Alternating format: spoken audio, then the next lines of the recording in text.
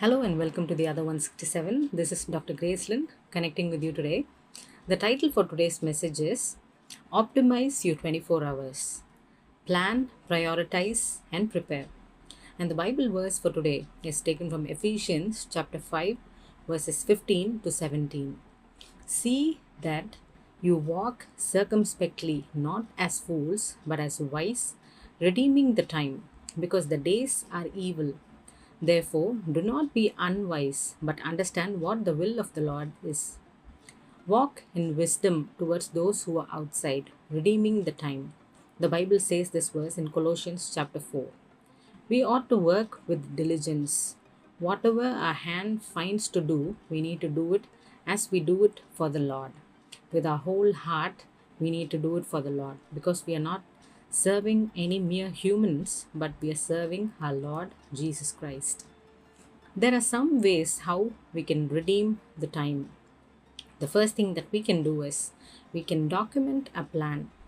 Put a plan for what you want to accomplish in the year. Put it on a paper. We need to write it on a paper. Be intentional about how you allocate your time. What hours will be dedicated for family, work, rest?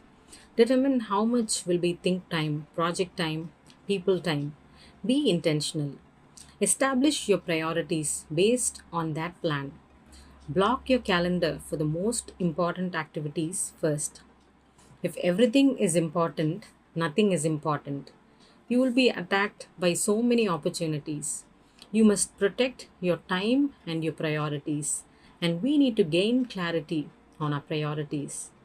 Decide what your A priorities are, then decide what your B priorities are. Never work on a B if there is an A that is not complete. Take regular breaks and identify your peak energy times. Structure your workday around those peak energy times. Make decisions based on your destiny. If you know where you want to go, then decide your decisions accordingly. Author and speaker Jim Rohn, he said, either you run the day or the day runs you. Discover your uniqueness, then discipline yourself to develop it. You are blessed with unique set of skills and talents. Find them, refine them, and let them carry you towards success. Learn to spend your time wisely. The Bible says in Colossians chapter 4 verses 5 to 6, be wise in the way you act towards outsiders. Make the most of every opportunity. Let your conversation be always full of grace and seasoned with salt, so that you may know how to answer everyone. And the Bible says in this verse in Psalms 90 verse 12, teach us to number our days, that we may grow in wisdom. Realizing that life is short helps us to use the little time that we have more wisely and for eternal good. Take time to number your days by asking, what do I want to see happen in my life before I die?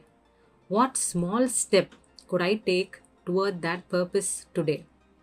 You're not alone. The divine hand of God is guiding you. Surrender your plans to God, and He will give you peace, purpose, and provision. When your strength feels insufficient, the Bible says that His grace is sufficient in our weaknesses.